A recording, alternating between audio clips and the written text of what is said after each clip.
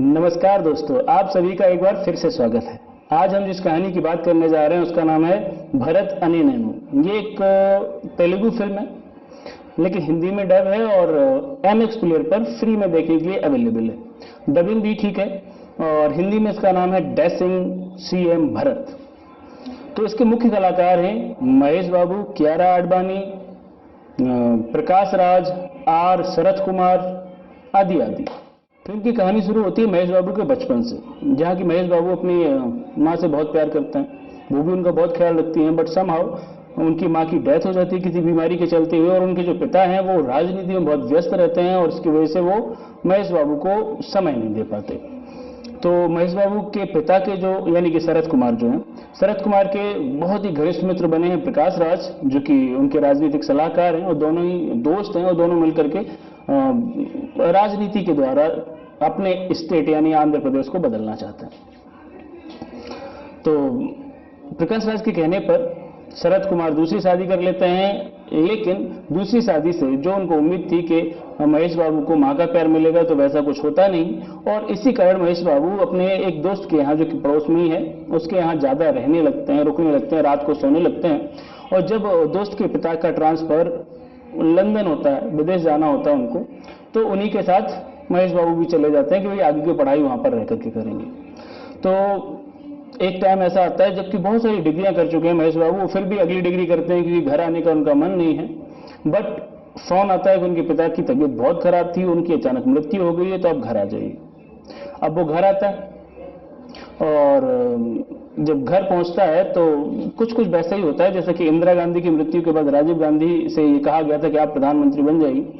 तो जो प्रकाश राज हैं वो ऑफर देते हैं महेश बाबू को कि भाई आपके पिता की विरासत आपको ही संभालनी पड़ेगी, आप मुख्यमंत्री बन जाइए। पर महेश बाबू मना करते हैं, पर जब बार बार जोर दिया जाता है तो वो इस बात के लिए हाँ कर देते हैं। अब महेश बाबू चूंकि राजनीति से कुछ लेना देना नहीं था, तो क्या वो अच्छे CM बन पाएंगे या नहीं, ये एक बड़ा प्रश्न है। और जब वो अपनी मर्जी से काम करना शुरू करते हैं, कुछ अपने मर्जी से बदलाव लाना शुरू करते हैं, तो प्रकाश राज का बहुत ज्यादा दखल दिखाई देता है। और प्रकाश राज हर एक मोड़ पर, हर एक फैसले पर उनको रोकते हैं और बोलते हैं कोई भी फैसला लेने से पहले हमसे पूछिए। तो इस दबाव के साथ महेश बाबू क्या एक अच्छे CM हो पाएंगे? जो प्रकाश राज है उसका कितना कंट्रोल हो पाएगा महेश बाबू के कैरेक्टर पर, यही इस फिल्म की कहानी है। और जो कियारा आडवाणी है वो उनकी लव इंटरेस्ट बनी हुई है। चूंकि इतने कम उम्र का CM उनको अप्रोच करता है तो मना करने का तो कोई सवाल ही नहीं, क्योंकि खूबसूरत भी है, कैरेक्टर भी अच्छा है। तो वो इनके लव इंटरेस्ट का रोल प्ले कर रही हैं। तो अब कुल मिलाकर के बात यह है कि ये फिल्म देखनी चाहिए या नहीं देखनी चाहिए। तो फ्री में अवेलेबल है, कोई पैसे तो देने नहीं है, लेकिन हाँ ये जो 2 घंटे 54 मिनट का रनिंग टाइम है, ये 3 घंटे कुल मिलाकर के लगभग हो रहे हैं। तो ये 3 घंटे आपको देने चाहिए या नहीं देने चाहिए, ये मुख्य सवाल है। तो अब हम बात करते हैं डायरेक्शन और एक्टिंग की। तो डायरेक्शन ठीक है, कहानी हमें इंगेज करके रखती है, कहीं पर भी बोर नहीं होने देती। और चूंकि साउथ की फिल्म है, एक्शन भी है, मारधाड़ भी है, और महेश बाबू की एक्टिंग अच्छी है, महेश बाबू अच्छे लग रहे हैं। कियारा आडवाणी भी अच्छी लग रही है, और अच्छी लगने के लिए उनको लिया गया है क्योंकि कोई बहुत ज़्यादा स्क्रीन टाइम उनको नहीं मिलता है, न ही उनके कैरेक्टर के बहुत सारे सेट्स हैं कि हम उनको अलग अलग कुछ बेहतरीन एक्टिंग करते हुए ऐसा कुछ देखें। रही बात प्रकाश राज की, तो प्रकाश राज एज यूजुअल एक बहुत अच्छे कलाकार हैं, तो वो अपने कैरेक्टर में उसी प्रकार से जान डालते हैं जैसे कि बाकी फिल्मों में डालते आए। तो मेरी ओर से यही है कि इस फिल्म को आप देख सकते हैं अगर आपके पास समय है। हाँ ये है कि भाई सब कुछ छोड़ छाड़ के इस फिल्म को देखिए, ऐसा नहीं कह रहा हूँ मैं, लेकिन ये फिल्म इंगेजिंग है, आपको अच्छी लगेगी। बस बात यह है कि कुछ चीज़ें जो हैं जैसे कि खासकर एक्शन, बस उस चीज़ को अगर हटा दें तो ओवरऑल फिल्म बहुत अच्छी है, बहुत अच्छा मैसेज भी देती है। तो आखिर फिल्म अब क्या मैसेज देती है क्या नहीं, वो हम आगे बात करेंगे। अब मैं रेटिंग की बात करता हूं, तो मैं इस फिल्म को देना चाहूँगा 7 star out of 10। Parental guidance की बात करें तो फिल्म पूरे परिवार के साथ देखी जा सकती है, और अगर आप चाहें तो इस फिल्म को देख सकते हैं। अब बात करते हैं फिलोसफी ऑफ द मूवी की। तो ये फिल्म पूरी तरीके से राजनीतिक फिल्म है कि एक CM क्या क्या कर सकता है अपने स्टेट को सुधारने के लिए। तो चूंकि महेश बाबू का कैरेक्टर काफी पढ़ा लिखा हुआ, काफी सारी डिग्रियां हैं उसके पास, तो वो ऐसे ऐसे बदलाव लेकर के आते हैं कि जिससे कि जनता के जीवन में काफी ज्यादा सुधार होता है। यानी बचपन में उनकी मां ने एक बात सिखाई थी कि अगर कोई वादा करते हैं तो उस वादे को तोड़ना नहीं चाहिए। तो जब वो सीएम बन करके शपथ लेते हैं तो उस शपथ को वो हमेशा याद रखते हैं और उसी के अनुसार ईमानदारी से, जिम्मेदारी से, कर्तव्य निष्ठा से अपना काम करते जाते हैं इस फिल्म में। और उसका परिणाम ये होता है कि जो बाकी के नेता हैं, जो उनकी खुद की पार्टी के नेता हैं, वो उनसे चिढ़ने लगते हैं। क्योंकि आपको पता है कि भाई राजनीतिक पार्टी, राजनीतिक पोस्ट, ये सारी चीजें जो भी व्यक्ति पाना चाहता है तो वो रुपयों के पीछे जरूर है और इन पदों पर बहुत ज्यादा रुपया कमाया जा सकता है।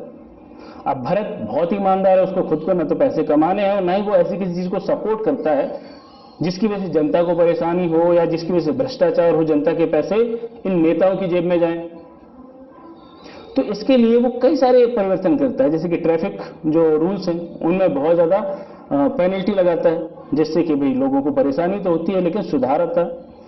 और इसी प्रकार से गांव के लिए वो हर एक गांव को 5 करोड़ रुपए देंगे अगर वो गांव हमें ये प्लान बना के दे कि वो 5 करोड़ खर्च कैसे करेगा। यानी कि हर एक गांव को इंडिपेंडेंट बना रहे, किसी नेता के ऊपर निर्भर नहीं रहना है। आप खुद प्लान बनाइए कहां कहां खर्च होगा, कैसे कैसे खर्च होगा, और वो 5 करोड़ आपके गांव के बैंक अकाउंट में आ जाएंगे और वो आप पैसे निकाल के खर्च कर सकते हैं।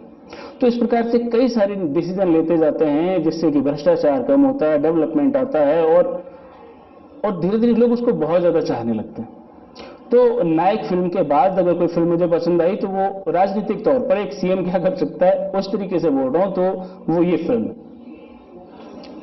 तो फिलॉसफी यही कहती है कि अगर हम ईमानदार रहें तो सत्ता पाकर, शक्तिशाली बन करके बहुत कुछ किया जा सकता है। इसमें कोई शक की बात नहीं कि आपकी पार्टी के ही लोग आपकी टांग खींचेंगे, आपको पीछे करने की कोशिश करेंगे। अगर आप ईमानदार बन करके चलना चाहेंगे तो चलने नहीं देंगे। बट समहाउ आपकी विल पावर क्या कहती है, आप क्या करना चाहते हो, बहुत सारी बातें इस पर डिपेंड करती हैं।